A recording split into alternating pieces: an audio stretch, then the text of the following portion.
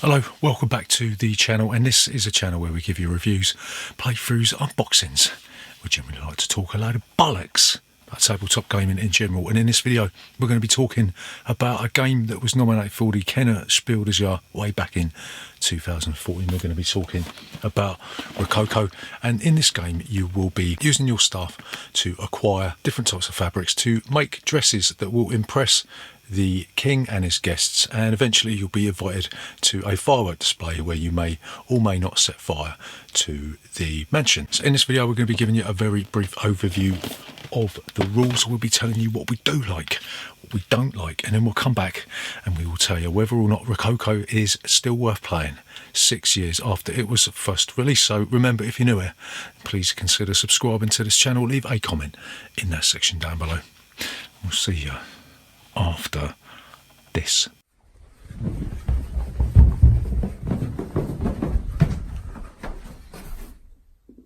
Bollocks! So, Rococo, how'd you play this game?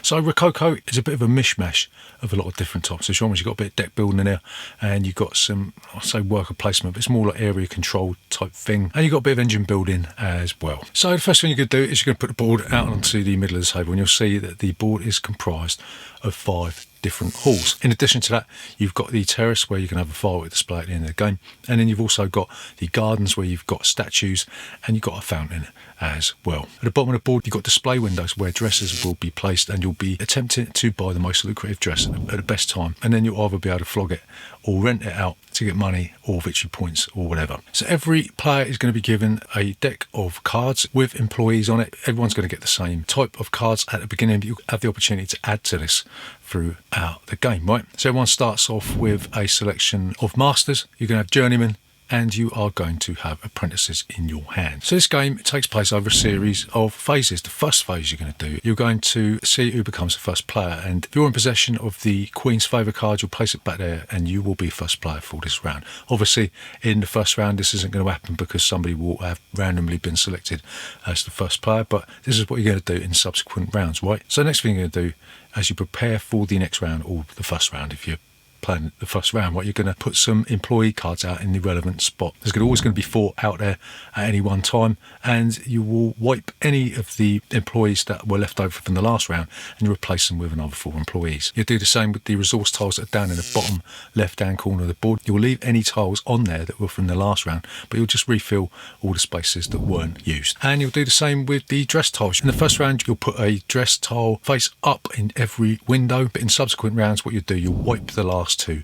You move everything down as far as it'll go, and this will make the dresses cheaper, and then you'll refill the spots that are empty. So the first thing that you're going to do when you start this round is you're going to select 3 cards from your draw pile to play in the round. You can select any ones that you want. If you haven't got enough cards in your hand, you will then move your discard pile over to the left hand side of your player board, and then you'll select as many cards as you need to get 3 cards into your hand. So the meat and potatoes of this game is you're going to be taking actions with these cards, right? Like we said, you've got the master, you've got the journeyman, and you've got the apprentice, and each one of these geezers is going to be limited by the amount of actions they can take. The master can take any action that they want, the journeyman can never hire an employee, and the apprentice can never perform the Queen's favour. They can never make any dresses because they're a bit crap like that, and they can never hire an employee because they more often than not going to employ the wrong person, aren't they? So the actions you could take the Queen's Favour. What you'll do, you'll use a master or journeyman, and then you will take the Queen's Favour card. You'll take 5 lever or 5 money, and this will allow you to go first in the next round. And also, if you're in possession of the Queen's Favour at the end of the game, then you are going to be given 3 prestige points at the end of the game because the Queen really likes your company, you know what I mean?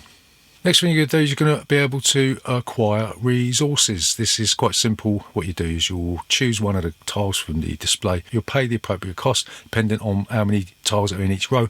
If there's 3 tiles, it'll cost you 2 money. If there's 2 tiles, it'll cost you 1 money. If there's 1 tile, the tile will be free. And what you'll do, you get a choice. You'll either put it face up in front of you, in which case you'll be able to use it for the cloth that's on there, or you'll trade it in for either a lace or a yarn token. Next thing you can do, you can make a dress. What you'll do, you'll choose one of the dresses that's from the display.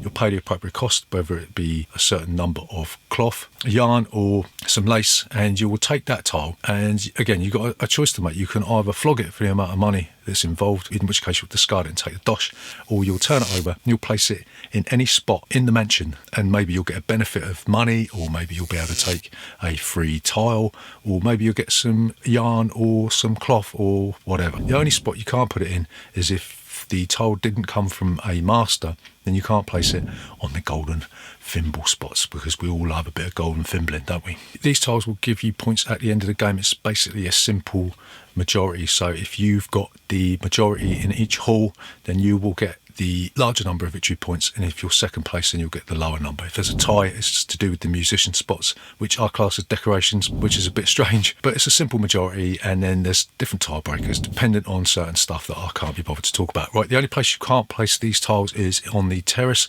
This is reserved for a later phase, which we'll get into when we set fire to Guy Fawkes. Next thing you can do is you can hire an employee. Basically same sort of thing. If there's 4 employees in the row, then it will cost you more money. As the employees get taken, they'll get cheaper, and what you'll do, you'll be able to place this employee directly into your hand for use on that turn. So that's really, really powerful, right? There's 6 levels of employees. These will come out dependent on what round you're on. So if you're on round 6, you're more often than not going to have a level 6 employee. The employee cards are basically divided into 2 portions, right? You've got the core action, or the type of employee that you've got, like the master, the journeyman or the apprentice. On the bottom end of the card, you've got a subsidiary action that you may take as well, in addition to the core action. So for example, the starting master, he's quite powerful, can do any core action, but he doesn't get a bonus action, right? If you're looking at the level 2 master, again, he gets to do any action he wants, and he also gives you 1 money as a bonus action. So as you dig deeper into the deck, you may be looking at the level 4 journeyman, who lets you take the make dress action, and he gives you a discount of 2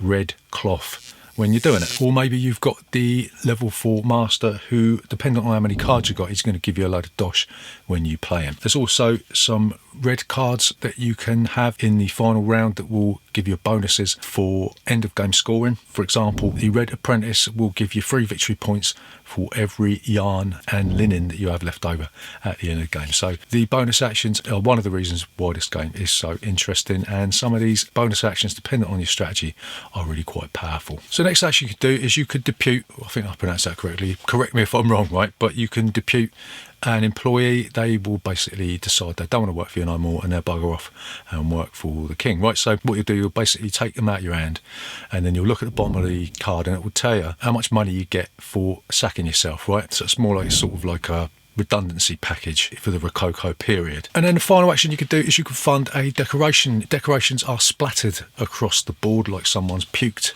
on the pavement. You've got the fountain, which is a set collection aspect. For every colour dress you've made, you're going to get a certain amount of points at the end of the game, depending on how many tokens you've got on the statues. Then you've got the fountain. This gives you bonus cash for some bizarre reason. I don't know why. Maybe some people throwing some money in a fountain or whatever. You get bonus money for how many decorations you've funded, how many dresses you've got, which is a bit weird. And then you can fund the musicians, which are basically sort of like a semi-tiebreaker, and they give you victory points at the end of the game. And then you can also fund the fireworks display, which if you've got a token on the firework display at the end of the game, you'll be able to move any dresses that are on the King's Hall, the 5th floor, up into the terrace so they can watch the firework display, and this will give you a multiplier for the victory points that are on the dress, right? So the final phase, bloody hell, what's going on, is where you're going to get income. You're going to get a base income of 5. You're going to add to that the income that you got from the fountain for the money that you stole from those poor people that made all those wishes that didn't come true. So once you've done all that, you go through the 7 rounds of the game. At the end of the 7th round, you collect your income, and then you'll do some final scoring. You'll get 1 prestige point for every 10 money you've got left over. You'll score the bonuses of the red employee cards, like we've already talked about. You'll get the majority in each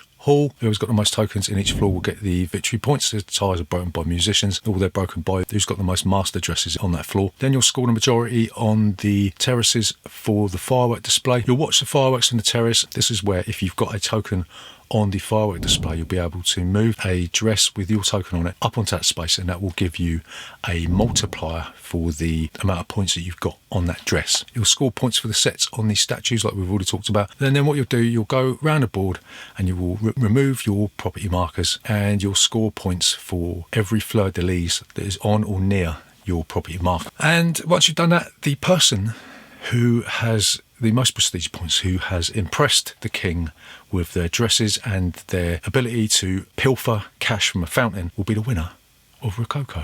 So what do we like about Rococo?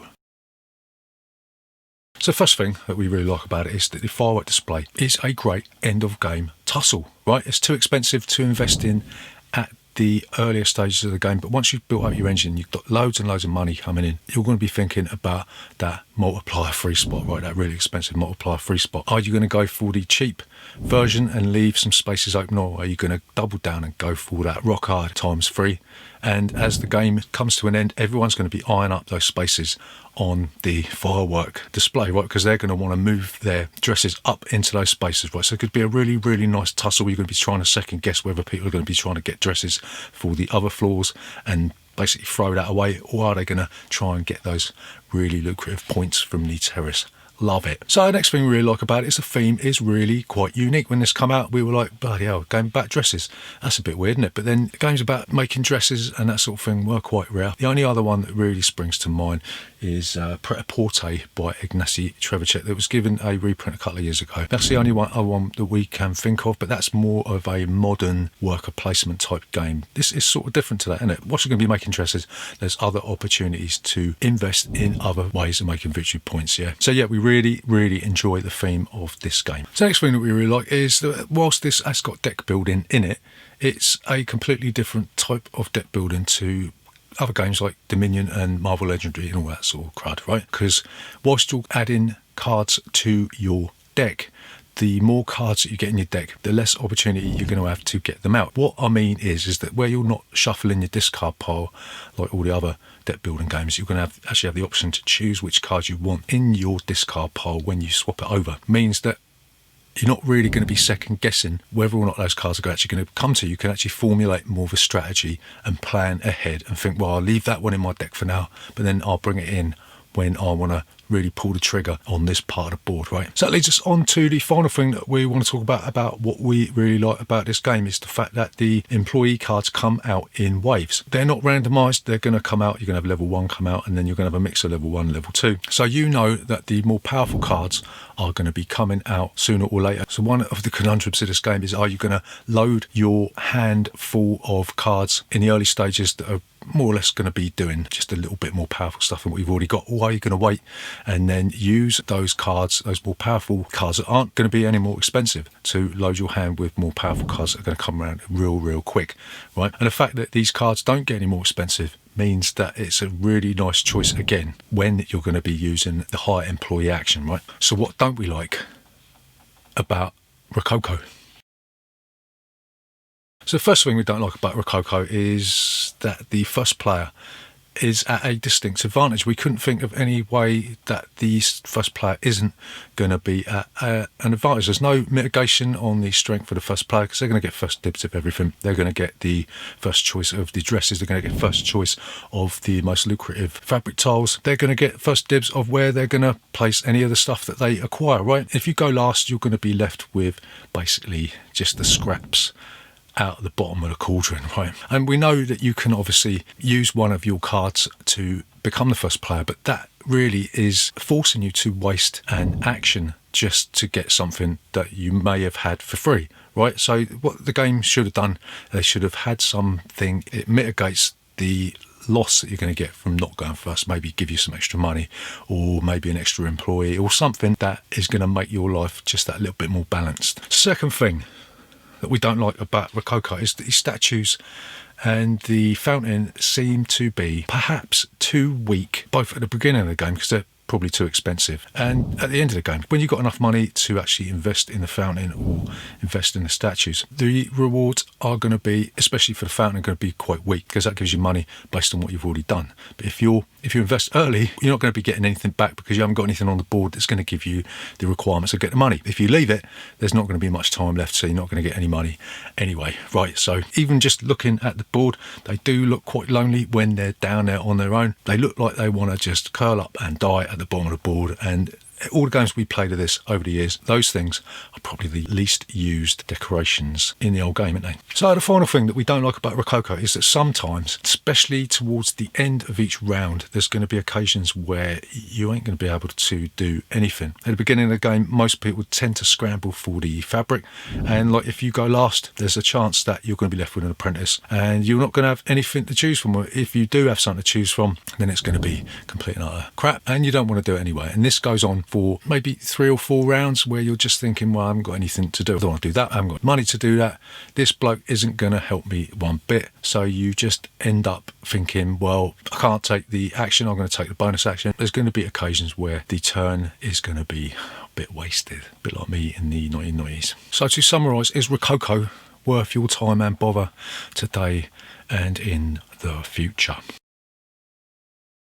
So we are going to say, yes, absolutely, this game is an underappreciated gem of a game. It's a good example of that sort of late classic Euro period that we keep banging on about, you know, that sort of 1995 maybe to 2014, where that classic Euro cube pusher Feldian type thing was the best thing since sliced bread. We've recently revisited this game and it does evoke a sort of quite a nostalgic feel, you know, where box covers where there's a person staring at you and it's all a bit weird, isn't it? Games seem to have moved on from this type of thing. We don't really see these sort of games causing a buzz anymore. Whilst they are still produced and they still exist, there's not that many people talking about these types of games anymore. This game melds existing well-oiled mechanics, well-tested mechanics, and it bolts on innovative twists on those established mechanics, like we've always said about the Dominion, where you're going to be shuffling your deck and taking out random cards from your deck. This turns that on its head and lets you pick the cards that you want. Similarly, the employee cards are going to be coming out in waves, and you know that the more powerful cards are going to be coming out at a certain point in the game, where it allows you to plan better with your strategy. It does suffer from some empty turns where there's nothing to do, and the game's major weakness for us is the fact that if you go first in this game, you are at a distinct advantage and everyone will be scrambling to catch you up. But having said that, this is still a fantastic example of that late classic Euro period. I think 2014 sort of 2015 was where this type of genre started to fade, but that don't matter because we still enjoy these games immensely and we think that you will too. So that's Rococo. Remember, if you're new here, then please consider subscribing to this channel. Leave a comment in that section down there. We'll see you next Tuesday.